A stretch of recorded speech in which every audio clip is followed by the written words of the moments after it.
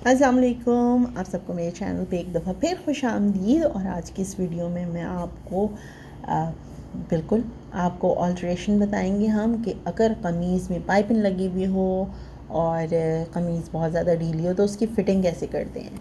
तो सबसे पहले करना आपने ये है कि कपड़ा जो है वो इसको इस्त्री कर लें, पलट लें, दूसरी तरफ उल्टी साइड पे पलट लें। उसके बाद उसको अच्छी तरह इस्त्री से जमा के सही से पिन्स वगैरह लगा के उसे बिठा लें। उसके बाद हम फ़िटिंग के निशान लगाएंगे।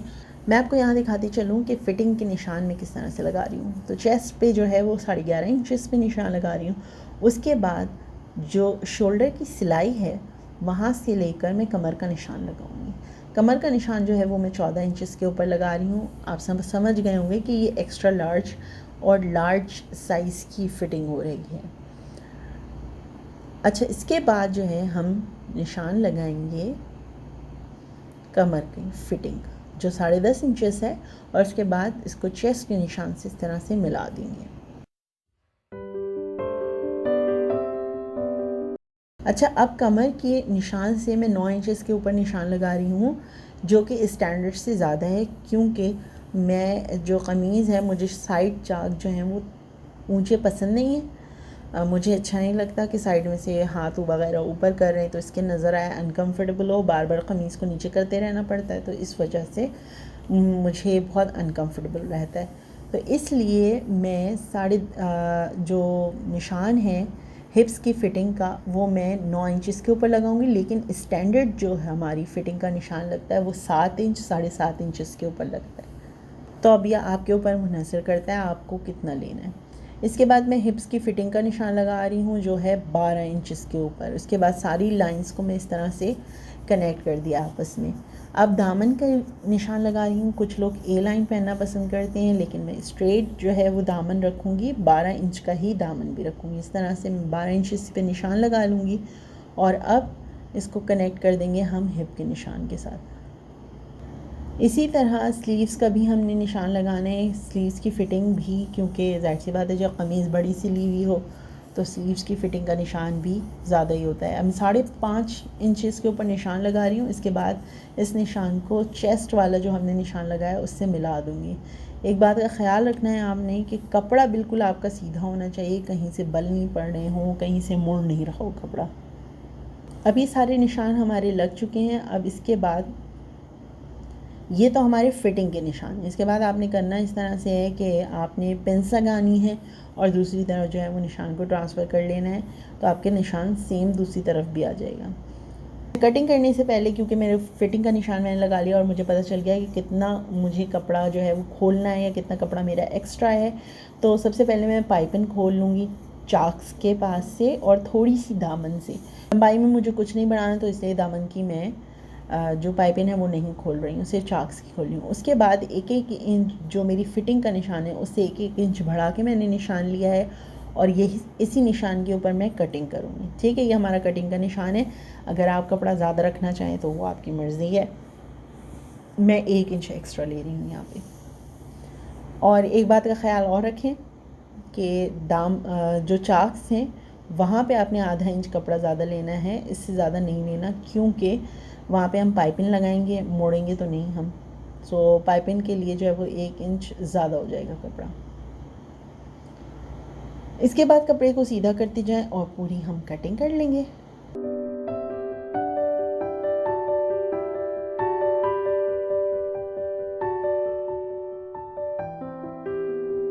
यहाँ पे मैं आपको एक एक चीज़ इसलिए दिखा रही हूँ क्योंकि ये पहले से सिली हुई है कमीज़, और इसके ऊपर मैं किस तरह से कटिंग वगैरह कर रही हूँ, निशान लगा रही हूँ, वो आप अच्छी तरह वाज़ेह तौर पे देख सकें।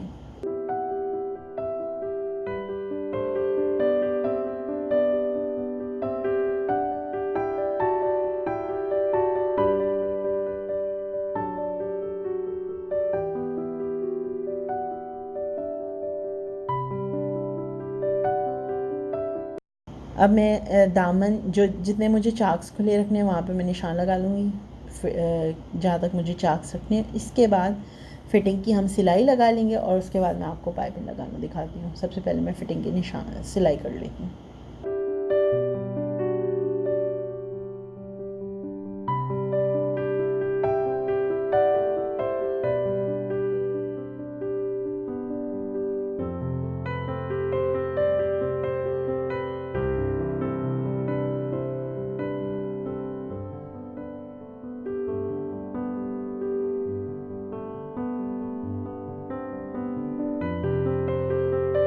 दोनों तरफ से सीने के बाद अब हम जो है अब हम पाइपिंग लगाएंगे। लेकिन अगर आपको अभी भी समझ नहीं आ रहा हो कि पाइपिंग हमने दामन पे किस तरह लगानी है, तो आपने एक्स्ट्रा कपड़ा रखा है उसमें बाहर की तरफ इस तरह से निशान लगा लें ताकि आपके लिए आसानी हो पाइपिंग को सीने के लिए। आप इस्त्री से भी बिठा सकते हैं और आप चाहें तो पिंस की मदद से पहले पाइपिंग बिठा लें और उसके बाद सिलाई करें।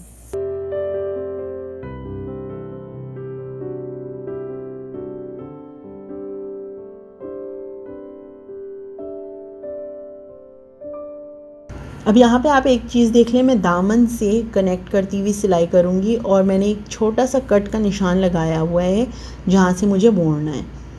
इस चीज़ को बहुत ध्यान से रखिएगा, इससे पाइपिंग बहुत नीट लगती है। और आप देख रहे हैं कि मैंने इसमें ज़िपर फुट नहीं लगाया हुआ, मैं रेगुलर फुट से सिलाई कर रही हूँ। रेगुलर फुट से भी बहुत आसानी के साथ आप पाइपिंग लगा सकती हैं।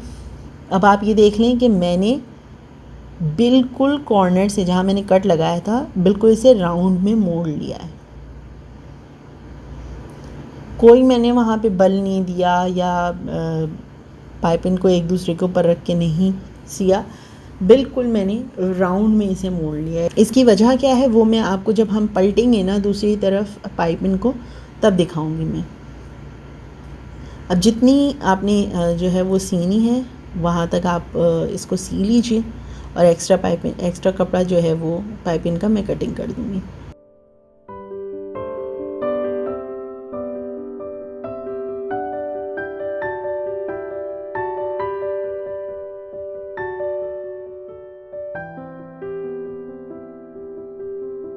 जितना आप कपड़े से कॉर्नर से क्लोज़ होंगे उतनी पाइपिंग में जो है वो सफाई आती जाएगी। अब आप ये देख लें कि दूसरी तरफ से मैंने अंदर खुद ब खुद ये पलट गया है और इस तरह से मैं सिलाई कर रही हूँ। अब ये कॉर्नर कुछ इस तरह से बन रहे हैं।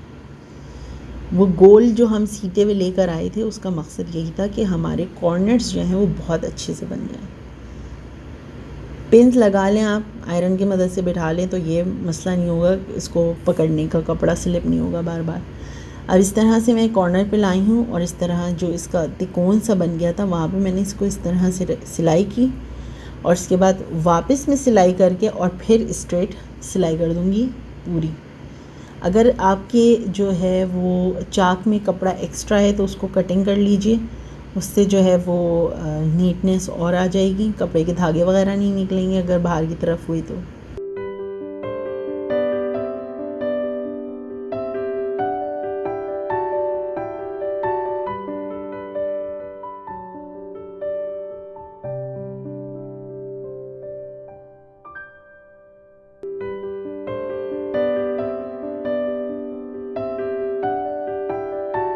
अब आप ये देख लें बाहर से कॉर्नर्स कैसे बने हैं और जो जितना एक्स्ट्रा धागा है वो सब मैं कटिंग कर लूँगी और जो भी धागे इधर उधर लगे हैं वो सब मैं निकाल लूँगी।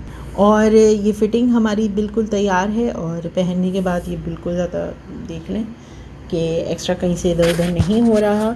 और अगर आपको इसमें कोई बात समझ में नहीं आई हो तो वो आप मुझसे पूछ सकती हैं। अपना बहुत सारा ख्याल रखिएगा, दुआओं में याद रखिएगा। फिर बात होगी, कुछ मुलाकात होगी। अल्लाह हाफ़िज़।